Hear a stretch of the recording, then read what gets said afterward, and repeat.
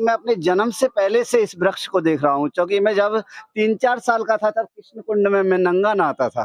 जी। हैं, तो पैसे ढूँढते थे हम लोग, जी। चुबक मार के। तब से इस पेड़ के ऊपर से हम छलांग लगाते थे, इतना बड़ा ही था। लेकिन जैसे इस पेड़ की उम्र बढ़ रही है, ये राधा कुंड, श्याम कुंड के चरणों की तरफ झुक रहा है। ऊपर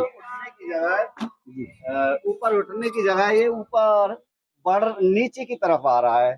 तो ये इससे साक्षात प्रमाण मिलता है कि जरूर कोई ना कोई देवता या कोई ना कोई ऋषि मुनि इस पेड़ के रूप में श्री राधा कुंड तट पे, श्री श्याम कुंड तट पे तपस्या कर रहा है। हम अपनी इन आंखों से इन संत को, इन देवता को देख नहीं पा रहे हैं, लेकिन इसकी शाखा, पत्ता, टहनी, डाल ये प्रत्यक्ष प्रमाण है कि ये साधारण वृक्ष नहीं है। जय श्री राधे। ब्रज रस से भरा हुआ है, आनंद से भरा हुआ है।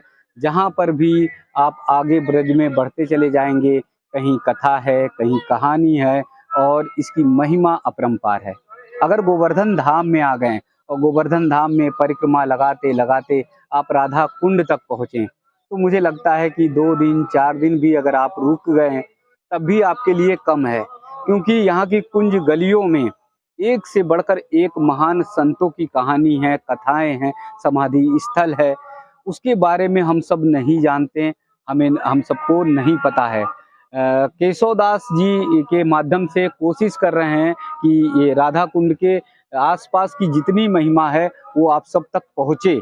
अभी हम लोग टहलते टहलते चले आए कृष्ण कुंड के पास।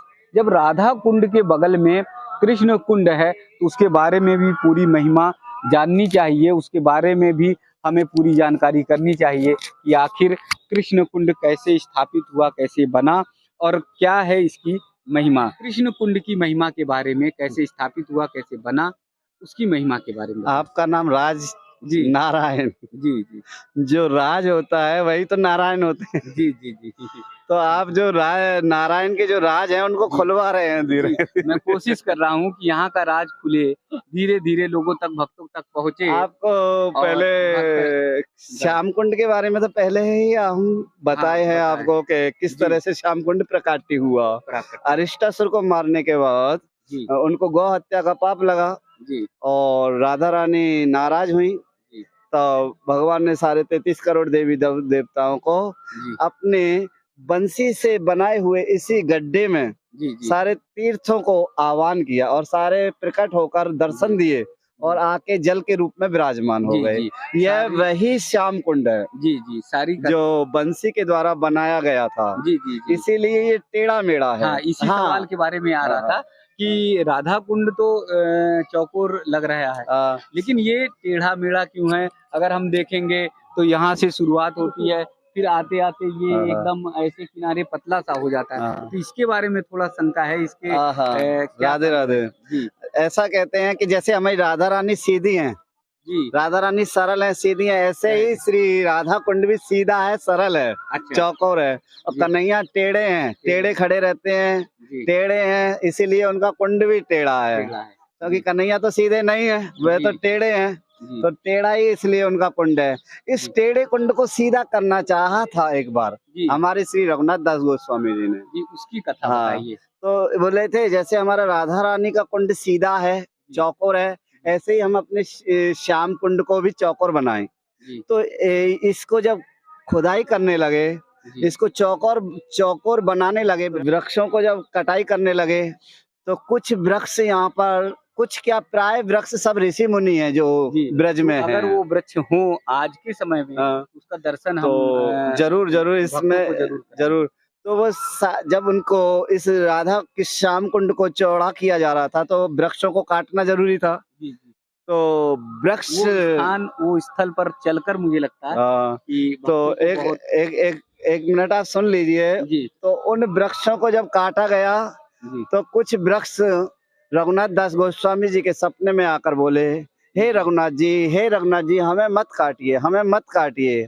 बोले क्यों नहीं काटूं, मैं अपने श्याम कुंड को राधा कुंड जैसा ही बनाऊंगा। बोले हम 5 पांडव हैं, द्वापर युग से यहाँ पर भजन कर रहे हैं वृंदावन में, ये राधा कुंड में, क्योंकि ये श्याम सुंदर को अति प्यारा स्थान है।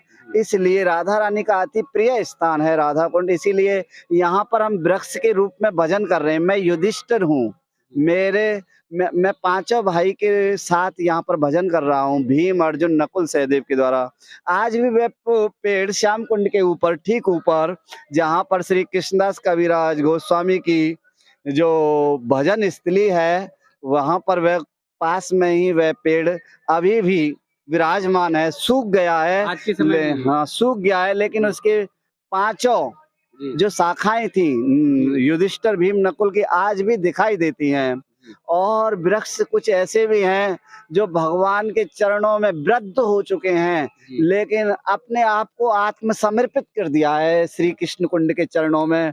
उनके भी मैं आपको दर्शन कराऊंगा। देखिए किस तरह से वृद्ध प्राण छोड़ने के लिए, धाम छोड़ने के लिए राजी नहीं है, किंतु उसकी अवस्था, वृद्धावस्था इतनी हो गई है, कमर झुक गई है और सीधे भगवान के चरणों की तरफ जा रही है, श्याम कुंड की तरफ जा रही है।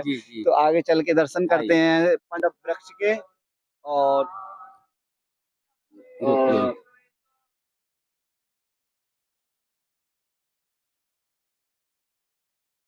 वृक्ष की मैं बोल रहा था, जो ऋषि मुनियों के रूप में जो वृक्ष भजन कर रहे हैं। मैं कहता हूँ मेरा जन्म यहीं राधा कुंड का है, लेकिन मैं अपने जन्म से पहले से इस वृक्ष को देख रहा हूँ, क्योंकि मैं जब 3-4 साल का था तब कृष्ण कुंड में मैं नंगा नहाता था है, तो पैसे ढूंढते थे हम लोग चुबक मार के। तब से इस पेड़ के ऊपर से हम छलांग लगाते थे, इतना बड़ा ही था। लेकिन जैसे इस पेड़ की उम्र बढ़ रही है, ये राधा कुंड श्याम कुंड के चरणों की तरफ झुक रहा है। ऊपर उठने की जगह ये ऊपर बढ़ नीचे की तरफ आ रहा है।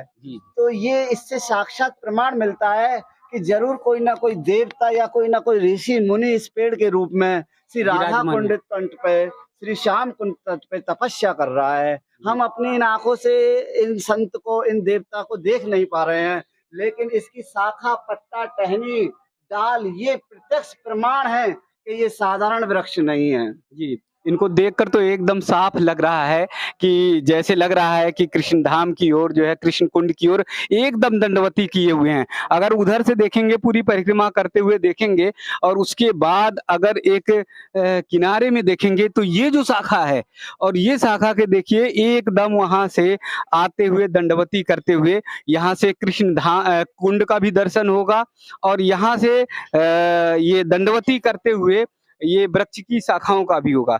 एक प्रश्न, एक सवाल जो मन में आ रहा है, वो जानना चाहेंगे कि एकदम इसकी शाखा जो है वो सूख गई है। हाँ। और ऐसा लग रहा है कि बस ये निर्जीव हो गया है। भैया मेरा लता पता जो है वो हरियाली से लदी हुई है। हाँ भैया, मेरा तो यही है कि इस वृक्ष की प्राय उम्र हो चुकी है, लेकिन ये अपने प्राणों को रोके हुए हैं।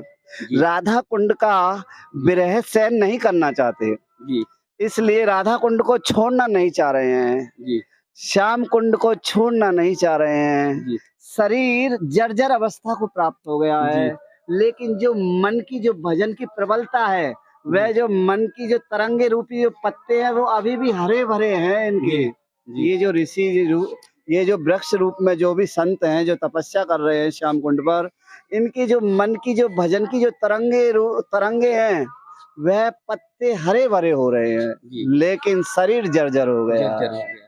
लेकिन उत्साह कम नहीं है, दृढ़ निश्चयता कम नहीं है। ब्रज भूमि को श्री कृष्ण के चरणों में प्राण त्यागूंगा, झुके जा रहे हैं, जल को छूना चाह रहे हैं। और मेरे समझ से तो एक दिन ऐसा आएगा, शायद जल ऊपर तक इनको अपना स्पर्श कराने आए। शायद भैया आप देखना कभी भविष्य में। जिस प्रकार से आप बता रहे हैं कि ये ऋषि कोई हैं, कोई कन्हैया ठाकुर जी के ग्वाल बाल सखा हो सकते हैं, कोई भी इतनी कठोर साधना तपस्या करते हुए संत महात्मा हो सकते हैं, क्योंकि जैसे वृक्ष की स्थिति है, उस वृक्ष की स्थिति में साफ ये पता चल रहा है, एकदम ये लग रहा है कि वास्तव में दंडवती करते हुए, कृष्ण कुंड को दंडवती करते हुए नमन कर रहे हैं। और पूजनीय केशवदास महाराज जी ने बहुत अच्छी तरह से बताया, कहा भी, और उनकी जितनी त्याग तपस्या है उस आत्मविश्वास से बताया कि कुछ दिन में हो सकता है कि ये जल जो है स्पर्श करे, और स्पर्श करके ये देवतुल्य ऋषि के रूप में जो वृक्ष विराजमान है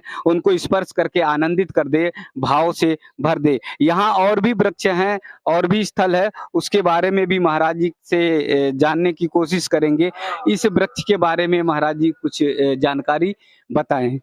राजनारायण जी, मैं थोड़ी देर पहले आपको बता रहा था कि 5 पांडव यहाँ पर वृक्ष के रूप में भजन कर रहे हैं। जी देखिए वह वृक्ष यही है जो आप सूखी जो टहनी देख रहे हैं, जी जो रघुनाथ दास गोस्वामी के सपने में आकर जो बोले थे कि हमें मत काटिए, हमें मत काटिए, हमें मत काटिए, हमें तट पर हम भजन कर रहे हैं, हमको मत काटिए। तब उनके इस स्वप्न आदेश पर श्री रघुनाथ दास गोस्वामी ने जो जीर्णोद्धार का कार्य था श्याम कुंड का, वो बंद कराया जी और इन वृक्षों को जैसे ही तैसे रहने दिया। जो कुंड के किनारे पे जो वृक्ष थे उनको सबको, लेकिन समय की अवस्था आज से 500 वर्ष की तो पहले की बात है। अब समझो ये 500 वर्ष पहले का पेड़ है। इसकी 5 टहनियां थी, धीरे धीरे जीर्ण अवस्था को प्राप्त हो रहा है। जो आप साक्षात वीडियो में देख रहे हैं कि एकदम जीर्ण शीर्ण अवस्था में है, लेकिन उन्हें बचाने का पूरा प्रयास किया गया है। यहाँ पर स्तंभ भक्त लोग सेवा करते हैं, रोज प्रतिदिन झाड़ू सेवा कर रहे हैं जी, रोज सफाई होती है।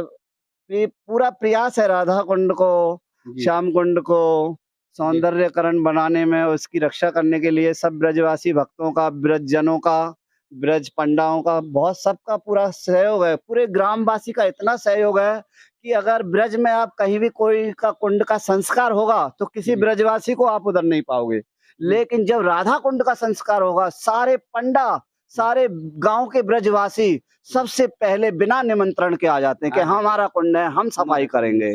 और ऐसे मिनटों में सफाई हो जाती है कि जिसको 2-2 महीने, 5-5 महीने जिन कुंडों को सफाइयों में लग जाता है, उस राधा कुंड की 1-2 दिन में ही सफाई हो जाती है। तो ऐसा ब्रजवासियों का प्यार है, प्रेम है, ये कभी भूला नहीं जाएगा। क्योंकि भगवान ने कहा है ब्रजवासी, ये ब्रजवासी जन मेरे हैं और इनकी कभी भी कोई बुराई मत देखिए, कभी भी इनकी निंदा मत करिए। ब्रज जन जो है, ब्रजवासी जो है, चाहे वो कैसे भी, अगर थोड़ा ज्यादा हो जाए तो थोड़ा